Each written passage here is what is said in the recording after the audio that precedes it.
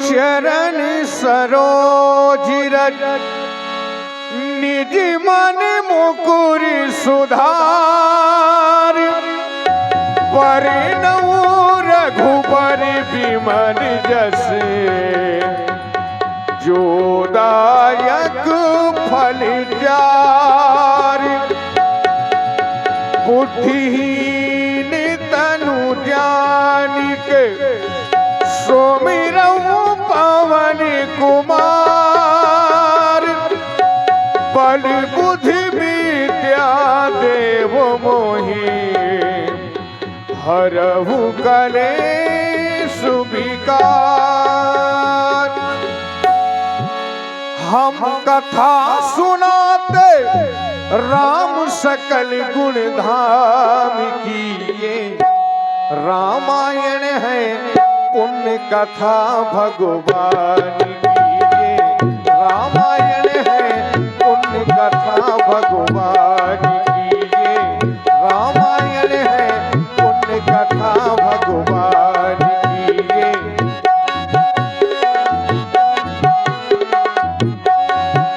हम कथा सुनाते राम सकल गुण धाम की हम कथा सकल गुण धाम किए रामायण है पुण्य कथा भगवान की ये रामायण है पुण्य कथा भगवान की ये।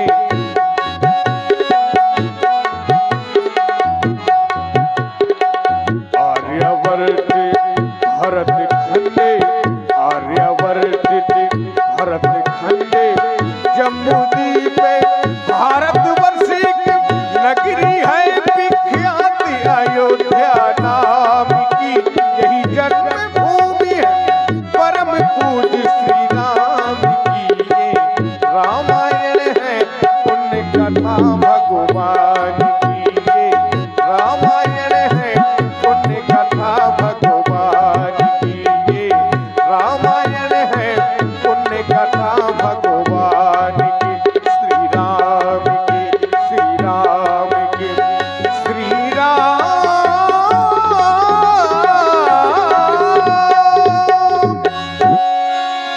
मंगल भवन अमंगल हारी प्रभु सो दशरथ अधीर बिहारी।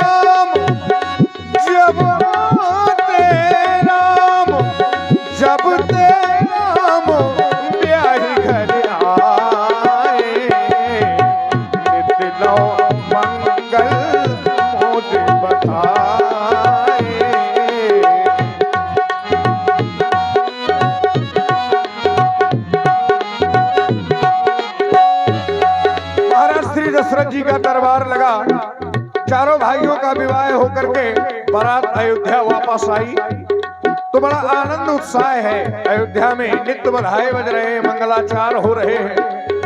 एक समय महाराज श्री दशरथ जी का दरबार लगा एक समय सब सहित समाजा एक समय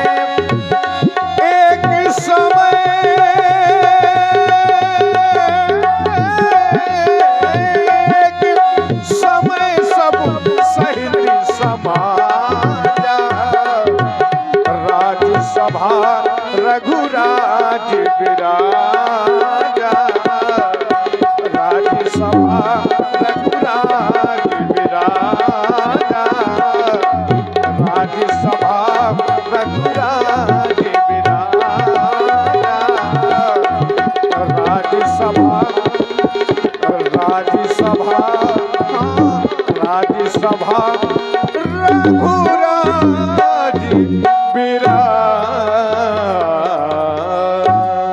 जब एक समय सब सहित समाज राजसभा रघुराज विराजा राजसभा रघुराज विराज। भैया सर्वप्रथम तो आप लोग सभी लोग शांति बनाकर के बैठे। लीला प्रारंभ हुई, आप लोगों ने खलबली मचाना शुरू कर दिया, तब लीला शुरू हो गई।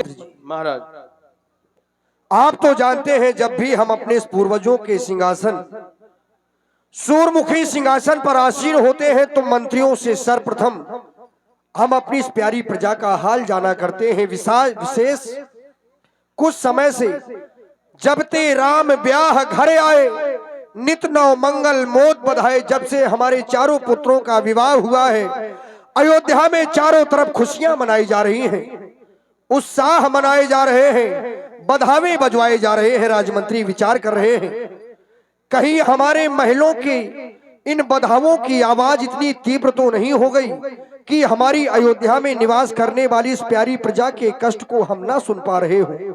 यदि हमारी इस प्यारी प्रजा में किसी का भी जीवन कष्ट में यापन हो रहा है तब तो हमारा इस सिंहासन पर बैठना ही व्यर्थ है। राजमंत्री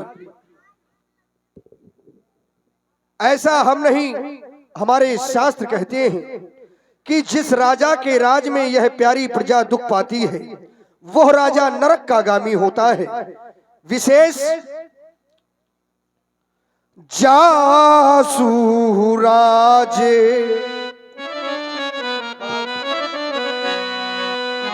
जासु राजे प्रिय प्रजा दुखारी सो न पोवासे हाँ सो न पोवासे नरक अधिकारी सो न पेवासे। वह राजा नरक का गामी होता है जिस राजा के राज में यह प्यारी प्रजा दुख पाती है। राजमंत्री वही राजा समाज में सोचनीय होता है, निंदनीय होता है। कौन सा राजा? तो शास्त्र कहते हैं कि सोचिए न पति जो नीति न जाना जाही न प्रजा प्रिय प्राणी समाना जाही न प्रजा। चाहे वो जिस देश का राजा हो, चाहे जिस देश का संरक्षण करने वाला मुखिया हो, यदि उस राजा के राज में यह प्यारी प्रजा दुख पाती है तो ऐसा शास्त्र कहते हैं कि वो राजा नरक का गामी होता है। राजमंत्री हमने तो देखा यहाँ तक है कि ये पहने जरी के चीथड़े ऐश का सामान समझे हैं और इस प्यारी प्रजा को गुलाम समझे हैं, स्वयं को भगवान समझे हैं। धिक्कार है ऐसे लोगों के जीवन पर। थोड़ा सा धन, थोड़ा सा यश, थोड़ा सा वैभव प्राप्त होने के बाद में व्यक्ति के जीवन में अहंकार आ जाता है। लेकिन राजमंत्री क्या वो धन, क्या वो यश, क्या वो वैभव व्यक्ति के संपूर्ण जीवन काम आने वाला है क्या? नहीं, ऐसा नहीं है। ये नाशवान संसार है। जो जन्मा सो निश्चय नासा, जो नासा सो पुनः प्रकाशा।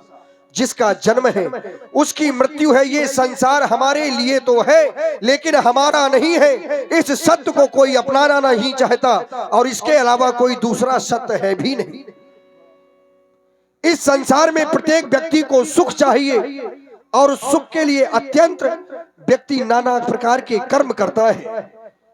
जब हम विचार करते हैं तो पाते हैं कि वास्तव में सच्चा सुख तो केवल त्याग में है। जिसके जीवन में जितना बड़ा त्याग है उसके जीवन में उतना बड़ा सुख है। राजमंत्री ये सिद्धांत कहता है धन बल पद पाकर चूर रहे, धन बल पद पाकर चूर रहे और सत्ता पाकर भूल रहे, वो सारी शक्ति निरर्थक है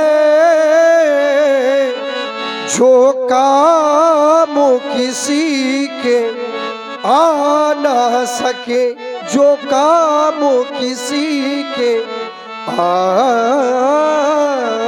ना सके।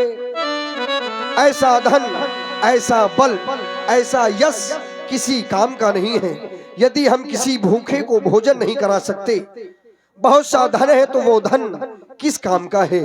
राजमंत्री, इस संसार में व्यक्ति बहुत सुंदर वस्त्र आभूषण पहनकर अपने आप को विशेष सुंदर बतलाने लगता है, तो क्या व्यक्ति की वास्तविकता की सुंदरता सुंदर वस्त्र आभूषणों से होती है क्या? यदि सुंदर वस्त्र और आभूषणों से व्यक्ति की सुंदरता होती तो इस संसार में सुंदरता का प्रतीक नारी को ना कह दिया जाता। इस संसार में सबसे अधिक सुंदर कौन? तो उत्तर प्राप्त हुआ कि इस संसार में सबसे अधिक सुंदर नारी है। विचार करने लगे ज्ञानी जन, क्या संसार में प्रत्येक नारी सुंदर कहलाने के योग्य है क्या? तो उत्तर में प्राप्त हुआ कि नहीं, संसार में केवल वही नारी सुंदर कहलाने के योग्य है, वही समाज में प्रशंसनीय है जिस नारी के जीवन में लज्जा का समावेश है। जिस नारी के जीवन में लज्जा नहीं है, मर्यादा नहीं है, धर्म नहीं है, ऐसी नारी का जीवन तो उसी प्रकार से बतला दिया गया है जैसे कि यह व्यक्ति का जीवन परमात्मा के नाम के बिना होता है। बुद्धि बड़ी, चतुराई बड़ी है और सुंदरता तन में प्रगटी है। परमात्मा ने स्वरूप दिया है, विवेक करने के लिए बुद्धि दी है, लेकिन उसका सही सदुपयोग कब व्यक्ति कहां करता है, इसका विशेष ध्यान होना चाहिए। तभी तो कवियों ने कह दिया, बुद्धि बड़ी, चतुराई बड़ी है और सुंदरता तन में प्रगटी है। इंद्र के द्वारे गजेंद्र हजारन, सो इंद्रहु की कछु नाही घटी है। बिन हरि नामो समझ जिए प्राणी, सो सुंदरी नारी की नाके कटी है। बिन हरि नामो समझ जिए प्राणी, सो सुंदरी नारी की नाकी कटी है। सुख चाहिए प्रत्येक व्यक्ति को। समाज लगी थी, प्रश्न कर दिया गया कि संसार में सबसे अधिक सुख किसके पास है?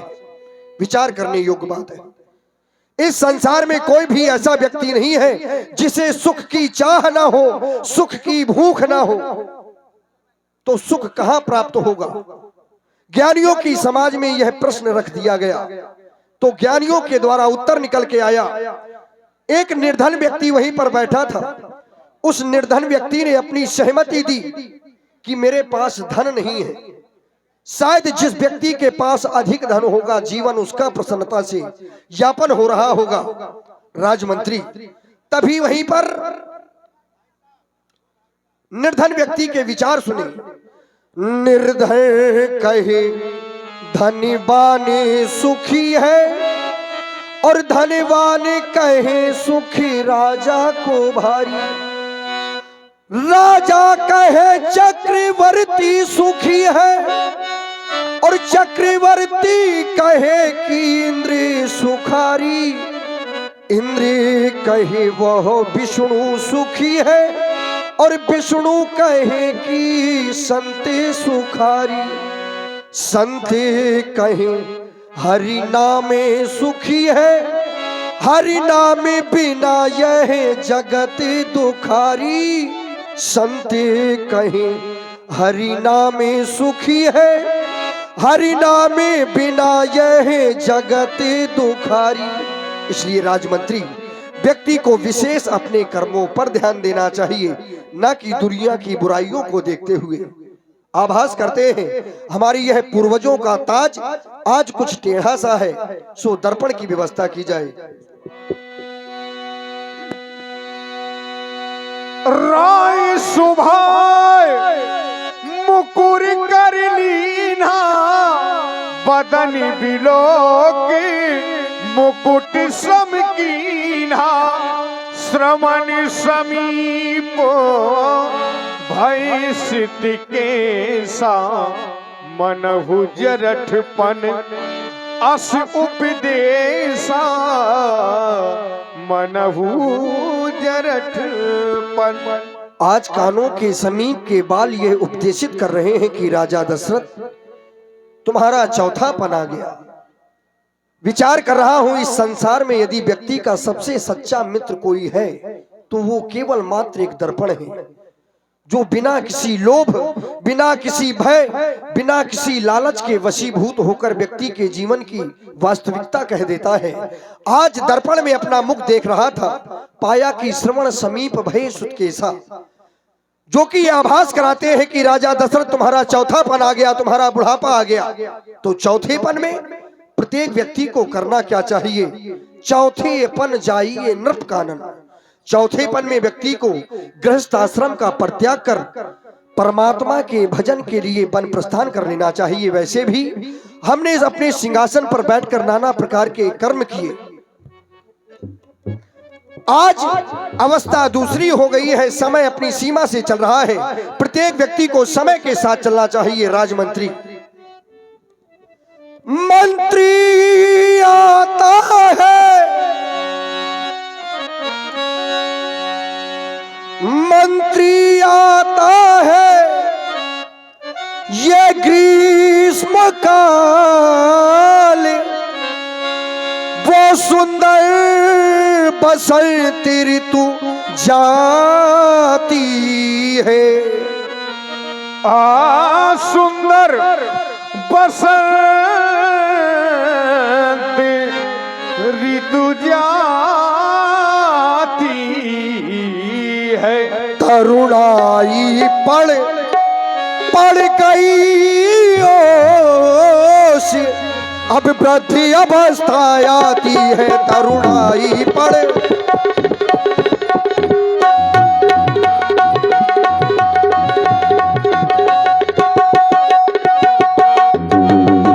बरसों गर्जा युद्ध स्थल में,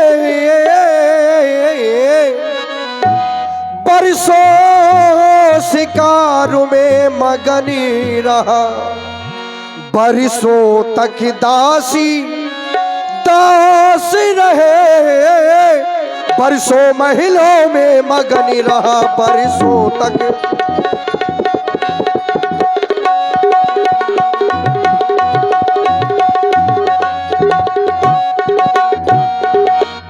अब चाहते क्या है?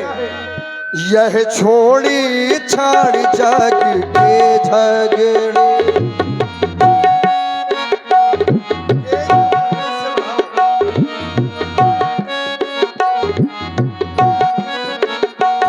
अब छोड़ी छाड़ जग के झगड़े, अब छोड़ी छाड़ जग के झगड़े, बंदा तलाश कर मुक्ति का। अब छोड़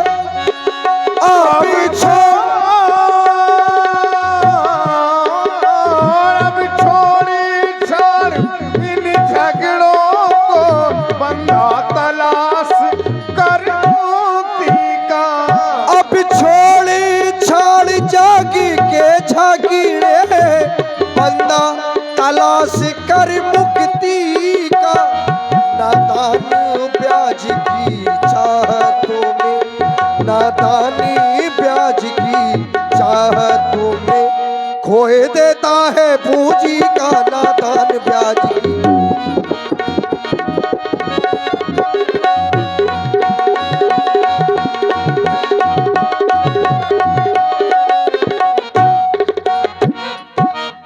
विचार कर रहे हैं कि हम क्यों ना अपने ज्येष्ठ पुत्र राम कृष्ण अयोध्या का युवराज बनाकर स्वयं वन प्रस्थान करें, अपने यह विचार श्री गुरुदेव भगवान के चरणों में प्रस्तुत करेंगे। आज के राज दरबार को यहीं पर विसर्जन कर दिया जाए।